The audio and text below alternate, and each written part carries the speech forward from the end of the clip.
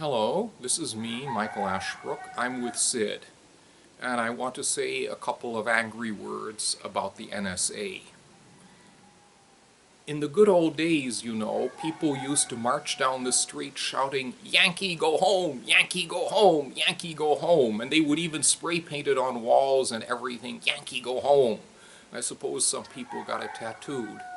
Well, in our modern world, of course, this is completely irrelevant. Probably most of the installations of the NSA actually are on this territory of the United States, but unfortunately, our home is also its home. It snoops everywhere. Now, the first basic thing to remind, and it's already being forgotten by some people, is this. For the police to tap my phone or to open my mail takes a court order. That is to say, the prosecutor has to go to a judge and show evidence that I've been involved in some sort of criminal activity, that there's very strong suspicion against me, and then at that point the warrant is made out and they can proceed. By the same token, if they want to search my house, well, they need a court order again. This is the way it's been, and it's been that way for good reason. But, of course, you can't begin to say that anything like that, any kind of restriction like that, applies to the NSA, especially not for all those of us who happen not to be citizens of the United States.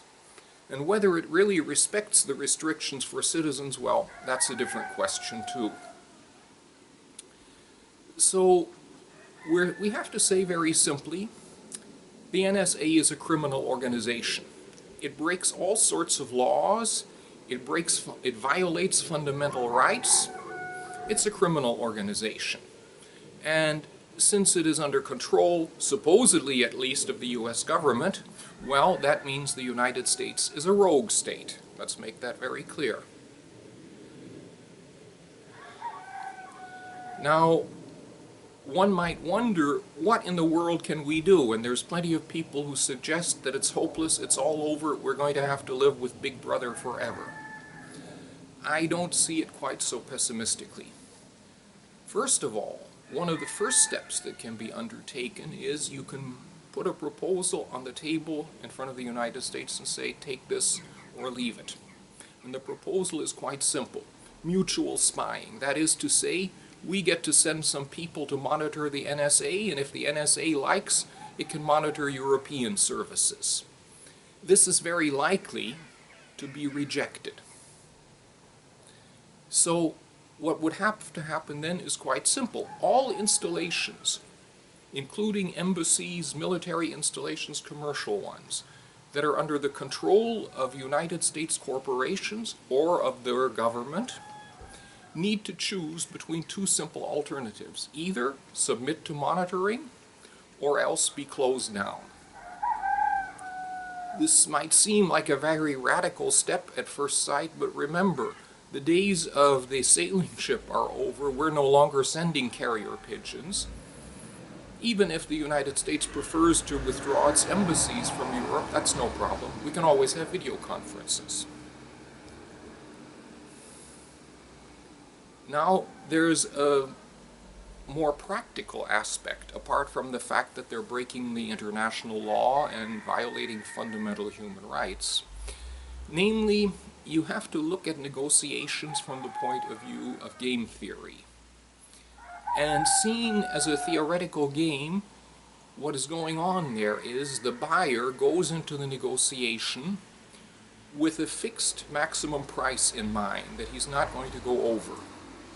And the seller goes in with a fixed minimum price that he's not going to go under. And the game then consists of teasing each other with offers and counter-offers, trying to discover whether there's a price in between the maximum and the minimum, whether there's going to be a sale. Now, of course, this depends simply on the fact that both sides lie through their teeth. The seller starts with a huge price, and the buyer begins with a ridiculously low one, and then they work their way through. Well, the problem with the NSA surveillance is, of course, because they get so much inside information, real negotiations with the government of the United States are no longer possible. They probably haven't been possible for 20 years or longer. And this has to have consequences. I mean, obviously, it is a complete joke to even contemplate the free trade agreement. That would be the most submissive possible gesture one could make. Sid asked in an earlier little contribution whether it was going to be free trade or rough trade across the Atlantic. Well, I'm afraid that thanks to Ed Snowden, we now know it's rough trade. And we would suggest that Europe...